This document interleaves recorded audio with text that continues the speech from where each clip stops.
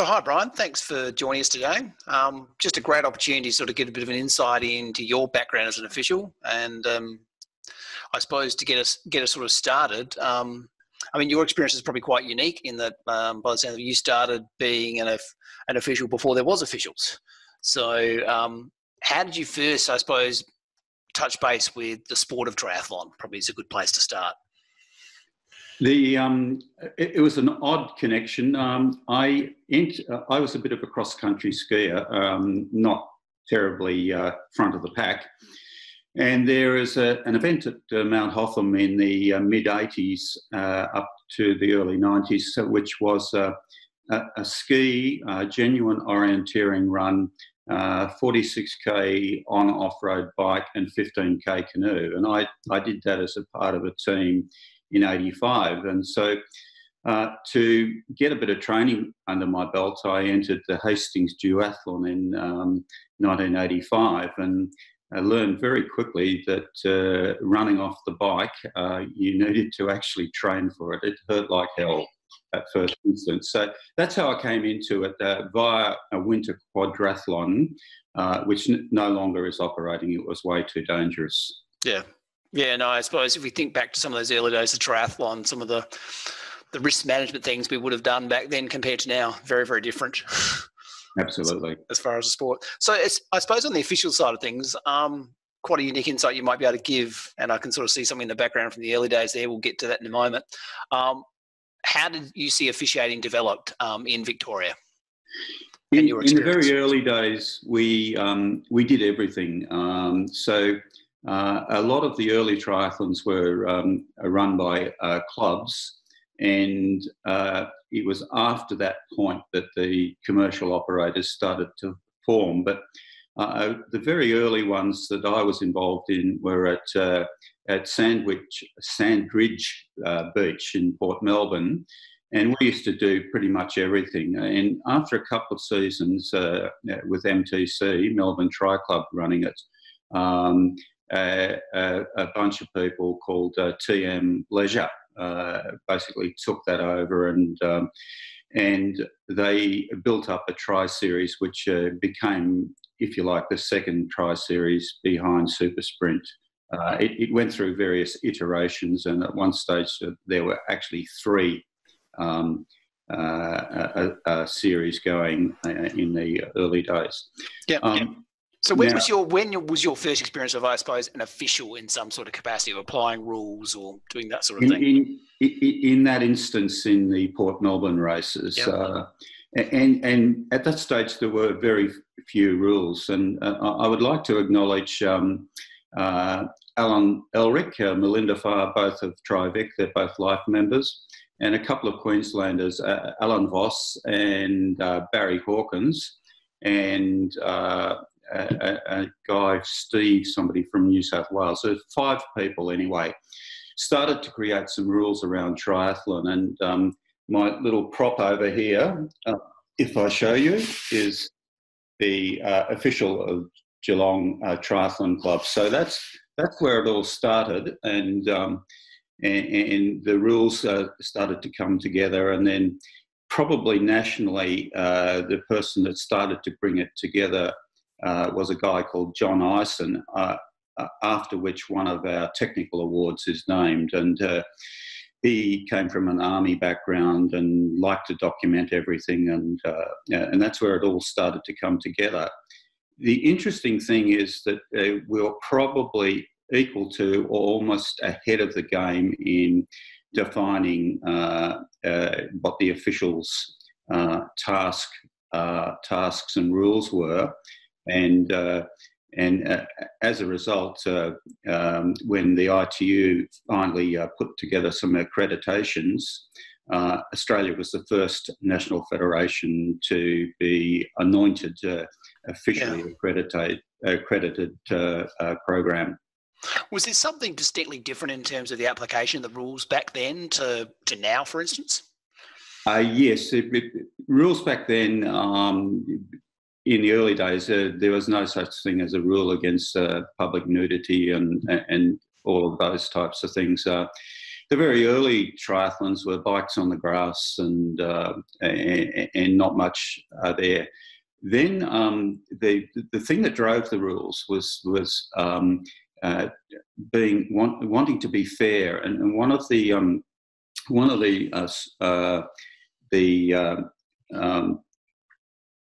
chief drivers of that was a guy called Rowan Phillips as an athlete, who effectively pioneered the triathlon wetsuit, the triathlon race suit, and the clip-on pedals, although in his case he bolted the pedals, the shoes to the pedals, but very quickly after that.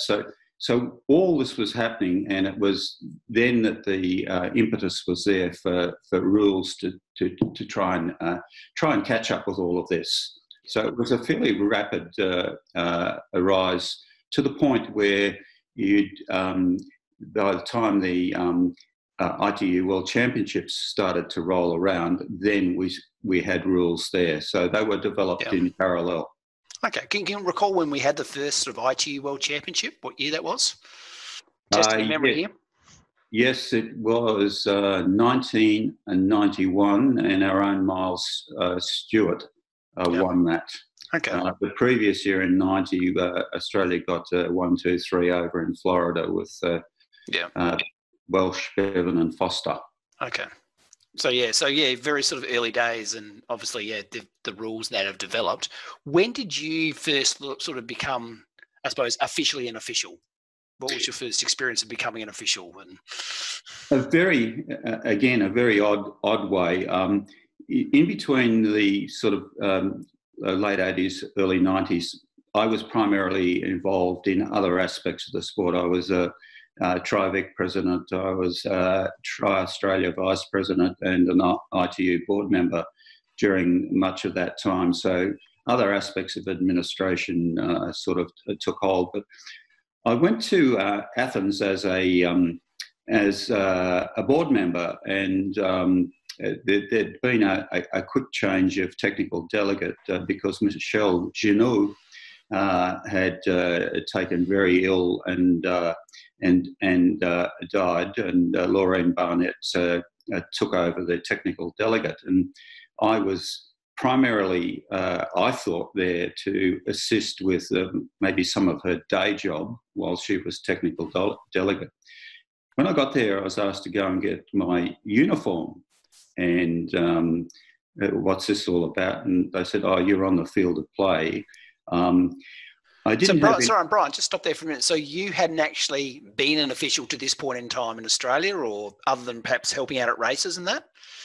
I hadn't been an accredited official. I worked on the field of play at multiple World Cups, because the World Cups in the 90s frequently didn't have enough officials from the local LOC. So I was deputised in many instances. So I probably had the experience without the piece of paper.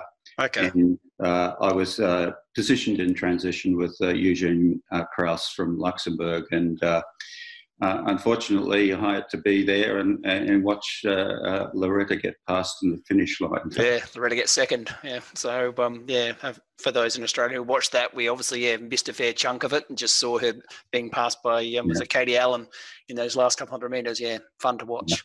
Yeah. I suppose, I mean, that's quite a unique situation to be in. It's almost like your first big officiating role and introduction is an Olympic. So, I mean, it's obviously wouldn't happen these days, the way everything's so structured, but it was fascinating, and great for you to have that experience. Was there something particularly you took away from that experience, which is sort of, you bring through to today or to other events? Yes.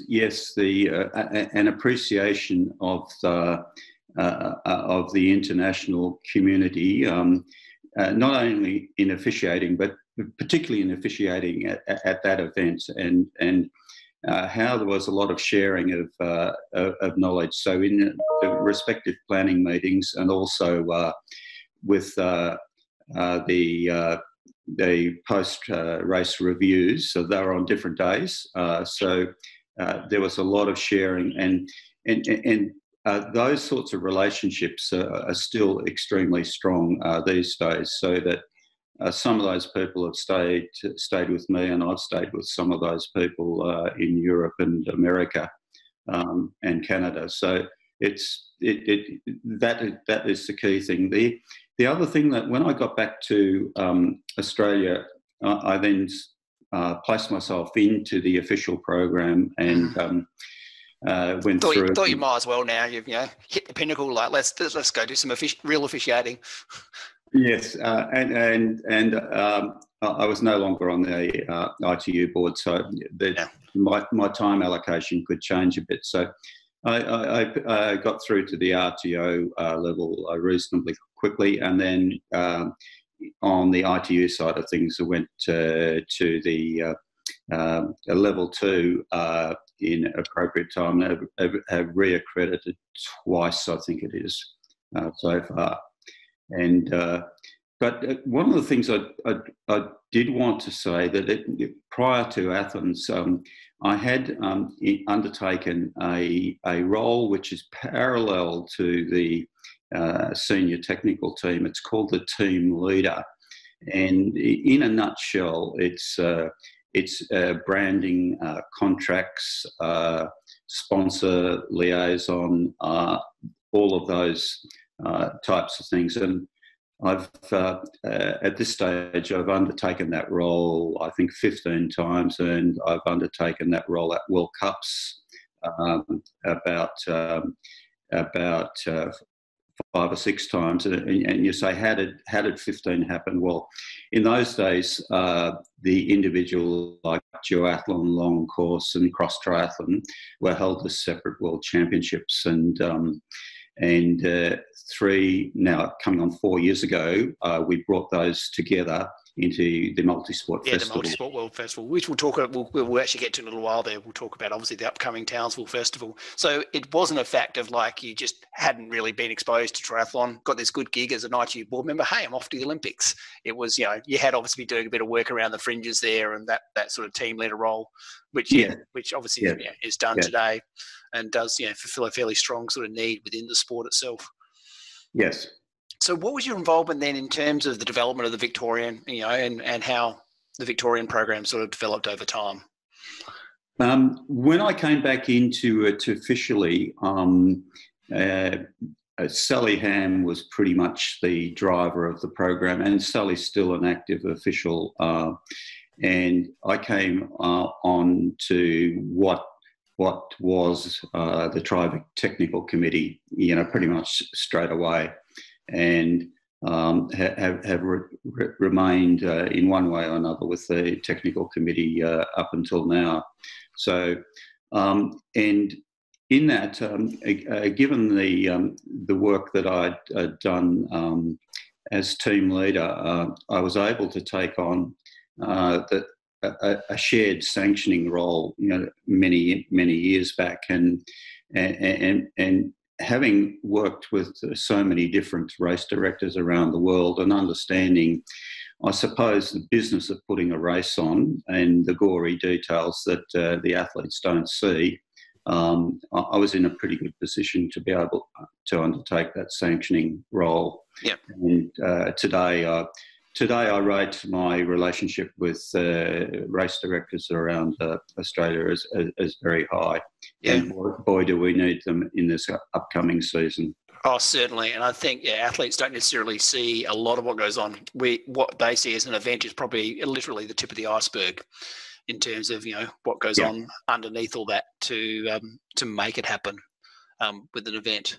Yeah. I mean, obviously, as we're going through this time, it is a bit of a sort of a challenging time. Is there something you're looking forward to sort of post this sort of time, that when we get back to some sort of normality in terms of when you look forward over the next could be next year or two? Yes, I'm looking forward to two distinct things. One that as we get more and more accredited officials, we get them the relevant experience, and particularly the relevant experience to apply the rules in a fair way not to lose sight of the fact that that by and large the athlete is the customer, and unless there's a truly unfair advantage, sometimes the benefit of the doubt is appropriate. But the second part of the answer would be that I'm really keen that the Australian officials and the Victorian officials play a very active role in Townsville at the technical delegate level. These festivals, they have 5 technical delegates, and they have a whole bunch of chief roles, etc. And those chief roles can vary from the individual races. So yeah, and I know you're really passionate about these multi-sport festivals, and obviously it makes sense with how you came into the sport through sort of duathlon, and correct, you're also on the Multisport Committee for ITU, is that correct? Yes, I was on the prior duathlon committee, which then morphed into the Multisport Committee.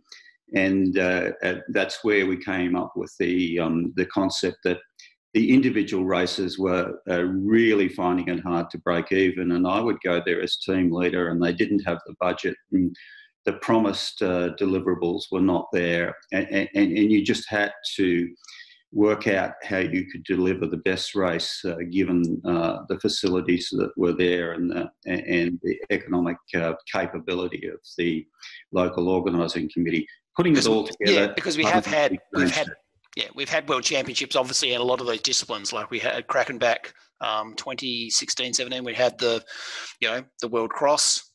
Yes. 15 in Adelaide, we had the World Duathlon. Hobart. We've had World Long Course, we've had those, but to bring it all together, it's probably quite a unique experience for Australian officials. We've seen, obviously, at the Gold Coast just recently, we've seen a triathlon world championship, and that was again here in 2009, but we haven't necessarily seen a lot of the these other elements. What do you think an official is going to get out of obviously going to something, like Townsville? Being even just an official just going up there for a weekend. 2 major things. One, you'll get a variety of roles, so you won't always be doing transition. You'll be working on different elements, and I think I had over the 5 events in Pontevedra just gone.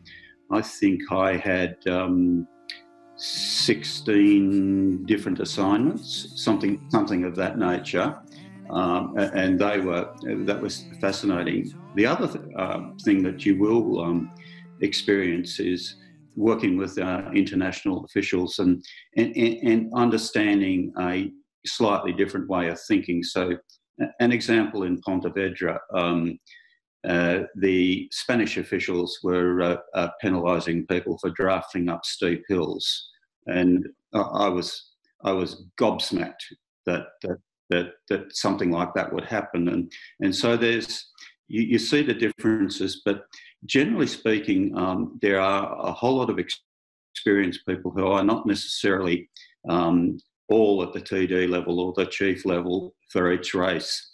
So the ability to interchange and learn from those people in whatever role that you're assigned is probably a lot higher than normal. Yeah. And would you say that goes across, any time you get to work with an international official, one from another country, that there's always something you can learn and from that experience? Yes, absolutely. And their approach to pre-event meetings is very impressive. So as you go through all the specific details, we do it at our Ironman events and our big events here, but it's in a much more condensed time frame. When you're in the environment of a world championship or the multi-sport festival, there's more time for you to be involved and contribute to all of those solutions and the planning. So it's a really good experience. Yeah. I mean, quite often a question I ask people when I'm doing these sort of interviews is, what's your sort of favourite event or type of events? I'm feeling like we're already there with you, am I, in terms of, these are the events you love being part of? But I'd also add that from a sort of participation viewpoint, events like Yarrawonga and Shepparton I really like, because they're... Just for some of the people who might be watching this from interstate, can you just give us a bit of an idea what's involved with Yarrawonga and Shepparton, what makes them different? Okay, these are races that have less than 1,000. Yarrawonga's typically about 400. Shepparton's typically about 800, 900, something of that nature. But they are in regional locations, and you work together with a lot of people helping service the triathlon from the local region, regardless of who the race director is. We bring in a lot of people.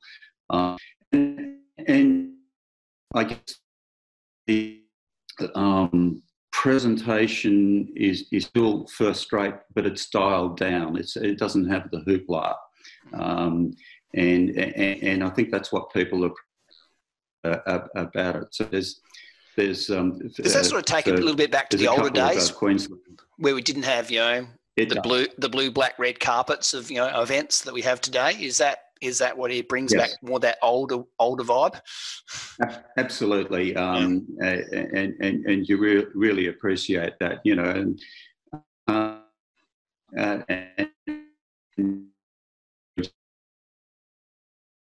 in beautiful, iconic locations, registrations in the pub, and all of those sorts of beautiful elements. So I do enjoy very much working in the regional events when I get a chance. Yeah. No, thanks, Brian. You did break up a bit. I think, certainly the vibe we were getting from it is, it's great being in those regional events and bringing an event, to those towns, and the different experiences you can sort of gain, I suppose, out of that. Is there sort of like you've obviously experienced a lot over the years, and we could probably speak for half a day just on the history, but is there sort of an experience, a key experience you sort of taken away over the years that you could relate to us, and the things you learnt from that experience? One experience I'll give you is the 2010 Edinburgh Duathlon World Championships at Arthur's Seat in the capital, right in the centre of the city. The bike was 8 laps, 8 5K laps, and duathlon at that time, and it's still, they run elite and under 23 together because the fields in the under 23 aren't big enough. Well, after about lap 2, it became quite evident that we would struggle to have any medal winners in the under 23 categories, and in the men's race was first. Was that because the difference in ability, we're going to sort of lap them out? Is that what was occurring there? Yes, exactly. Yeah. Exactly. And of course, the ride went through the transition, and that was the complicating factor. Yeah. So we had to talk with myself and the vice president of ITU, had to talk with the TD, and he was a little reluctant to make some changes, but we got the decision. And then by about lap 7, we'd had an alternative route around the transition. So to do the lap out for the elite athletes, but not the lap out for the under 23 athletes. And as a result, we had 6 medalists on the podium instead of, at very, very best, 1, and most likely none. So the ability to, what I got out of that was, A, you had to make a decision quickly, but B, you had to assemble the right people. Yeah. So the key things again there is that having the right people in place and being able to sort of, I suppose, think on your feet quickly, because as they're lapping around with 8 laps, there's not much time to sort of get things working. Exactly. Yeah.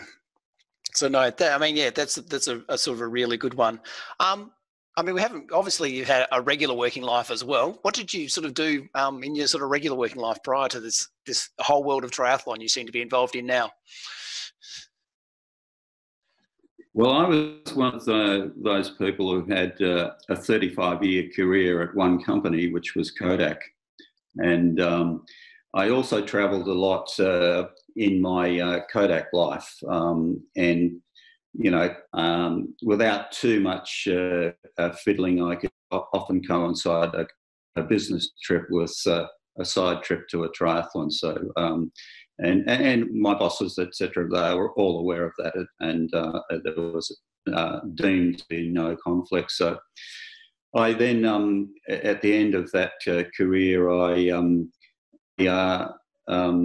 rejoined the board of Triathlon Australia, which I'd been not a board member for multiple years, only to realise that we were broke, and that's when I took on the pro bono role as CEO at Triathlon Australia, and that was the hardest job in my life by a factor of 2 or 3, and the reason was we basically burned the bridges with virtually all of the stakeholders, and I copped a lot of vitriol from several stakeholders, and it took a while to turn around, but I've got a plaque on my office wall which, in appreciation of me turning it around with one of the major stakeholders from up north, and you can guess who that is. Yeah, so no, it's obviously quite a unique experience to be involved in through those times, and triathlon as a sport has had some trying times. Yes, it has. So I suppose just for you, you've obviously spent a lot of time, in different roles around triathlon, and obviously as an official. Is there anything just as an official that sort of stands out for you in that time? Be as a technical delegate, be as just an official on the back of a motorbike. I'll take a different tack. I've seen the need to perhaps create better resources. Hence the bike rules video, which coincidentally was filmed on the hottest February day that particular year, and we had to finish filming without leaving about half a dozen scenes unfilmed, and in retrospect, we missed having those in the final product.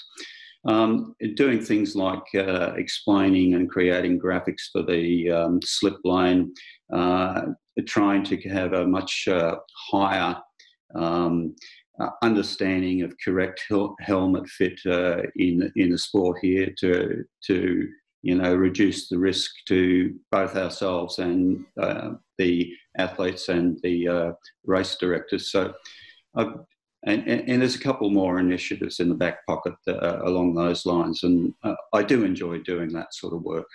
Yeah. And, So, because I know what I think gets underrated with yourself is the amount of that sort of extra work you do, but also, the amount of mentorship you probably provide to other officials. I've spoken to other officials, and they obviously your name does come up in conversations over the years, even though you tend to step back now, obviously, from a lot of the senior roles. Is that mentorship something you've enjoyed? Yes, it is, and it has included, to a certain extent, a number of international officials, and I had and still have a very close relationship with Claire Hannon from New Zealand, and there are other officials internationally. So, I've enjoyed that, and equally, it's gone both ways in many cases. So, I think that the message out of that is find the level that you feel comfortable at, and also find people within the local community or the national community or even the international community who you feel comfortable chatting to and ask a question. It's really important. It doesn't have to be super formal, but you do learn a lot, and you have a chance to share both ways. Have you found those other senior officials you've known being quite approachable and quite happy to speak with you? Absolutely. Yeah. It's that's the thing that I think the sport department at ITU has very much encouraged that way of thinking. Years ago, we had this awful word in triathlon officiating, which was pinging people. And it was almost like a competition to see how many people I could give a card to, etc. And that's turned right around. Now, ITU has driven that very much as well. And in the training of the officials, which by the time you get to, both level 1 and level 2, they are very, very detailed training sessions, thoroughly enjoyable. But there is an element of understanding and being fair in the interpretation. And so, kudos to the sport department, to Gergo, Marcus and Tanos for inculcating that attitude. Yeah. No, that's good to know. I think sometimes officials starting out aren't aware of the depth of resources that are available, and it can be as simple as just asking a senior official you happen to see at an event, or even just any official for that matter. Yeah. For that. So, Brian, I could talk all day. We've got lots of, I think we'll come back and probably do a little bit more talk on the history later. But thanks for your time today in terms of, giving a little bit of an insight into your involvement in the program and your sort of values you bring to it. For those watching, Brian has done an enormous amount for the sport of triathlon over the years, not just in Victoria, but, Australia and around the world. So thank you again for all your work, Brian, and we look forward to speaking again soon. Thank you.